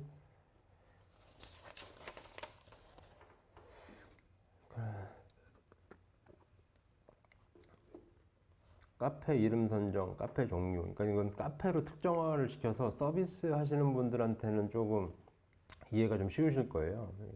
선정하고, 팔아야 될 제품이나 음식 정하시고, 아까 앞전에 말씀드린 예상 비용, 창업 비용, 시설, 인테리어, 보증금, 물품 준비비, 모든 비용, 그게 준비가 됐으면 그 다음에 이제 가게 자리 알아보러 여기저기 다니시고. 근데 여기서 또 포인트는 뭐냐면, 덜컥 내가 생각했을 때 이 가게에 어울릴 것 같아. 공간감으로 봤을 때 30평이야. 실질적으로 가니까 25평도 안 나오는 가게들이 되게 많아요. 그러니까 가로 곱하기 세로 곱하기 하고 나누기 3.3 하면 어지간하면 나와요. 그거는 가로 길이랑 세로 길이를 곱하시고 나누기 3.3을 해요. 그거를 네이버에서 평수 변환하는 게 있거든요. 그거를 하면 실질적인 평수가 나오면, 그거는 자체적으로 평수라든지 그런 거에 대해서 인지는 하실 건데, 인테리어 계획 단계 들어가시기 전에 뭐 지인분들 통해서 인테리어 디자이너나 인테리어 회사 한두 명은 꼭 나오거든요. 가게를 여러 개 보고 1번, 2번, 3번 A, B, C안을 잡아 놓으시고 뭐 밥 한번 샀게 해가지고 인테리어 하시는 분들을 불러서 내가 하고자 하는 게 이건데 A, B, C 가게 중에서 어떤 게 제일 컨디션이 좋냐 물어보면 그분들이 보는 눈이 훨씬 더 정확하거든요. 천장을 재사용해도 된다든지 바닥을 재사용해도 된다든지 입지 선정하는 부분에서는 인테리어 하시는 분들, 경험 있는 분들이랑 가게를 같이 보시고 그 다음에 임대차 계약을 인테리어 계획이랑 입지 선정이 같이 묶어지는 게 좋은 거죠. 지인분들을 통해서 가게를 얻으실 때 체크를 먼저 하시라는 거죠. 그리고 인테리어 공사가 들어가고 인허가 받기는 뭐냐면 뭐 지하 1층은 아무 상관없는 후방법인데 지하 그리고 2층, 3층 비상 피난구가 있어야 되는지 비상 피난구가 시설이 있는지 없는지도 사전에 다 답사를 하셔야 되는 거죠. 그리고 사업자 등록증에 뭐 뷰티가 됐건 그랬으면 시술에 대한 거 자격증 유무에 대한 거 그런 것들도 다 포함해서 인허가에 대해서도 여기서 주의해야 될 점은 서류 처리 기간이 14일인데 한 달로 넘어가는 경우도 꽤 많거든요. 그것도 꼭 체크하시고 요거는 제 다음 수업에 커리큘럼을 봤더니 내용이 있더라고요. 창업 후에 하는 것들이 거기서 더 심도 있게 한번 봐주셨으면 좋겠고요. 재료 준비는 이제 여기서 판매업 하시는 분들이나 그분들은 이제 물건 준비를 하셔야 될 것 같고 뭐 요식업 하시는 분들은 이제 자재를 뭐 음식 재료를 구비하셔야 되는 것 같고 많이 사지는 마세요. 많이 상하고 망가지더라고요. 처음에는. 그리고 오픈 준비해서 오픈 넘어가는 단계에서 바로 오픈 가지 마시고 가오픈 기간을 꼭 가셨으면 좋겠습니다. 연습을 하시라는 거죠. 인테리어도 생소하고 한데 처음 만들어져서 내가 스위치 끄는 것도 눈 감고 끌 정도가 됐을 때 비로소 장사가 시작되는 거라고 생각하시면 돼요. 다음 게 요거를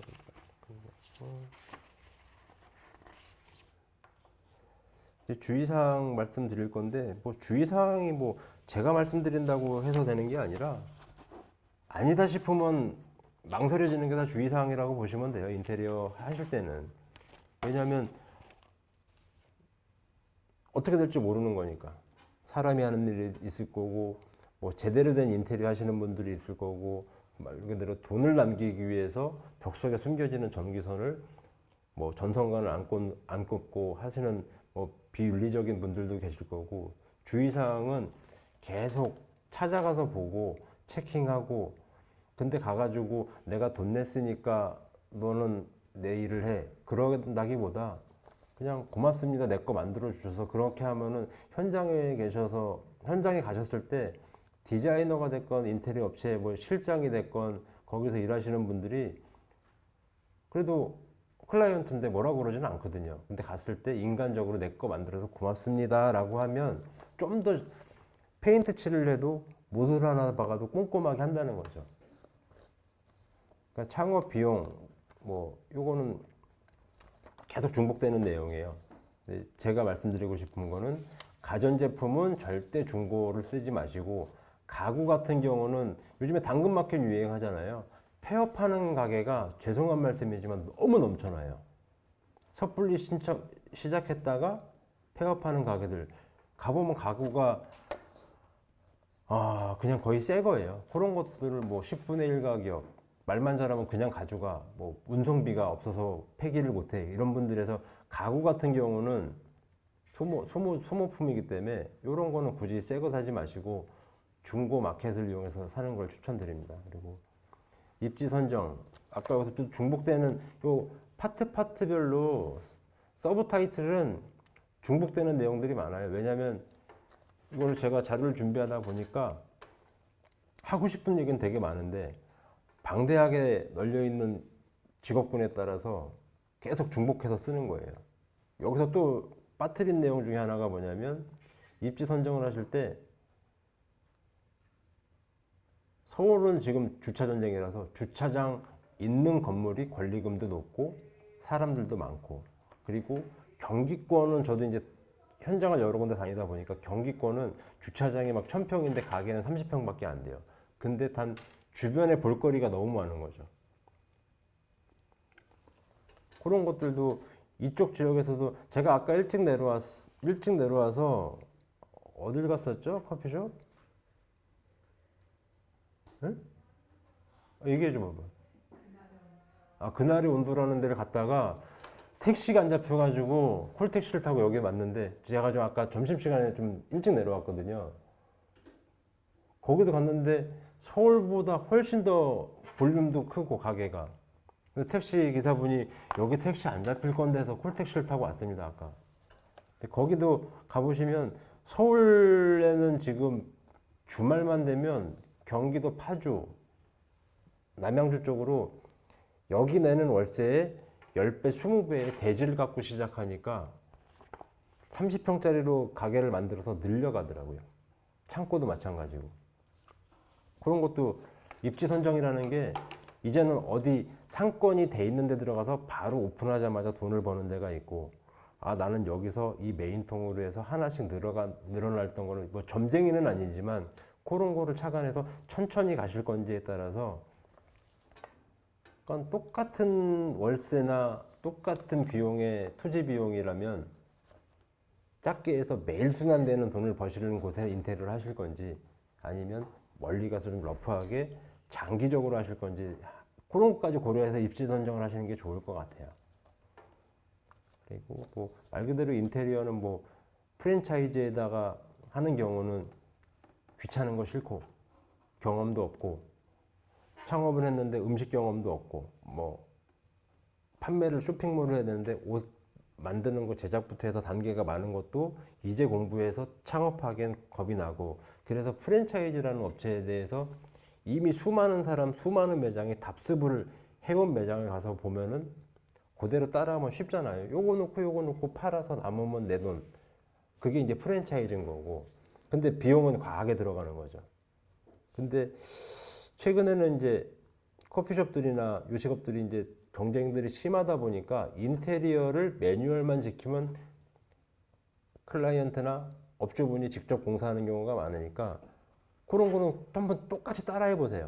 일부러 거기에 비용을 줘서 1000만 원, 2000만 원이 그분들 다 인건비란 말이에요. 그 인건비를 갖고 오고 싶으시면 큰 틀은 그분들한테 맡기고, 소모적인 거 가구라든지 그런 거를 발품 팔아서 사실 수 있으면, 요즘엔 구글링 보면은 가구를 가지고 끌고 가면 이미지 검색까지 돼서 비슷한 제품이 나와요. 그건 지금 온라인에 좀 익숙하지 않으신 분들은 후배분들이나 조카분들 해가지고 사진 던져주고 이것 좀 찾아줘봐 하면은 순식간에 찾으니까, 그런 것들이 뭐 1, 2만 원 차이가 아니라 몇십만 원, 의자가 테이블이 10개면 의자는 40개예요. 40개에다가 3만 원만 하면은 간판 하나 가격이 나오는 건데, 그런 건 노력하시는 게 낫죠. 그러니까 셀프 인테리어를 하실 때 반셀프라는 게 굵직굵직한 뭐 시설적인 거나 인허가 사항이 체크가 되고 소방법에 접촉되는 거는 인테리어 하시는 분들한테 직접적으로 맡기시고, 말 그대로 내 몸 부려서 좀 노력하고 내가 내 가게 열정을 할 것 같은 경우는 셀프로, 그걸 반셀프라고 저는 표현을 하거든요. 그렇게 하면 한 번쯤은 재밌어요. 그리고 일반인 분들이 통계적으로 살아서 죽는 날까지 2.7회를 경험을 한대요. 인테리어를. 집을 한번 고치건, 뭐 사무실 이전을 하던, 내가 내 가게를 차리건. 근데 저는 99년에 창업을 했지만 인테리어를 처음 입문한 건 93년도거든요. 대학교 때 지나가다가 커피숍에 현장 아르바이트라고 써 있어서 대학교 1학년 때 들어갔어요. 그래가지고 뭐 하는 데냐?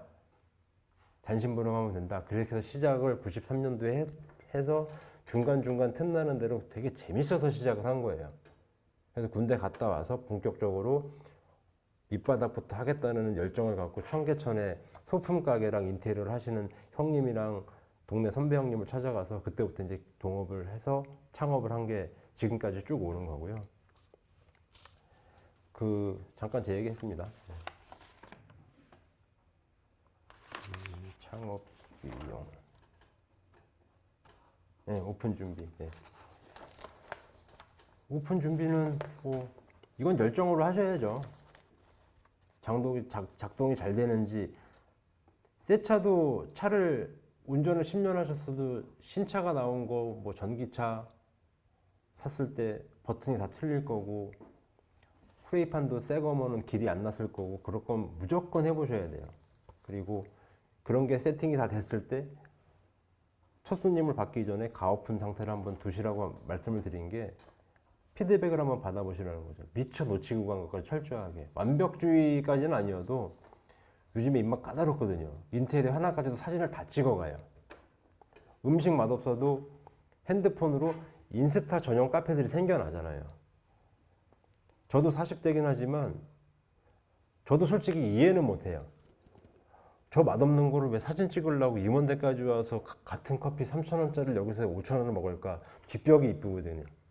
뒤에 꽃만 가득 채워놨어요. 제가 디자이너 입장에서 봤을 때는 그냥 대충 한 거거든요.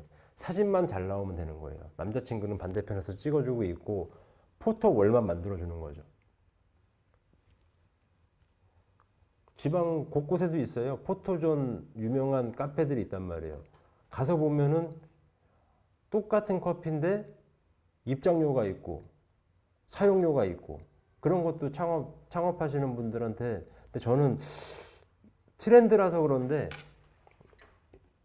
오늘 강연 주제가 트렌드 인테리어긴 맞아요. 근데 저는 인테리어 하는 입장에서 하자가 있는 거는 어지간하면 하지 말라는 거죠. 한 번 왔다가 그 다음에 안 오거든요. 인증용으로 오고 계속 신규 고객을 받는 흐르는 물에 그냥 그물을 놓는 듯한 그 장사를 하시는 분들이 계시고, 해가 가면 해가 갈수록 다니다 보면 오래된 인테리어 돼 있고 국밥집도 있고 뭐 고깃집도 있고 술 한잔 딱 기울일 수 있을 만한 오래된 가게들이 있잖아요. 그렇게 가실 건지 그런 것도 한번 유념해서 생각하시는 게 될 것 같아요. 또 자꾸 딴 얘기를 가는데, 그리고 오픈을 하시고 오픈빨 조심하세요. 처음엔 다 새 거예요.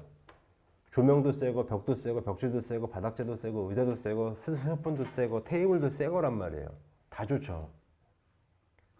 그것 때문에라도 새 거라서 오는 손님들은 안 보입니다. 네. 네네네. 새 거라서 오는 손님이기 때문에 그거는 오픈빨 주의하시고 3개월 후에 진짜 손님들 들어오니까 그때를 한번 재정비를 하는 기간을 두셨으면 좋겠고요. 이제 마지막으로 말씀드리는 거는 유지보수.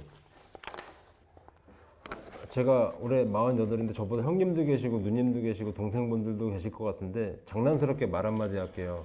까불지 마시고 오픈 준비, 유지보수 하시려면 놀지 마세요. 청소하시고 망가지면 고치고 그래야 돼요.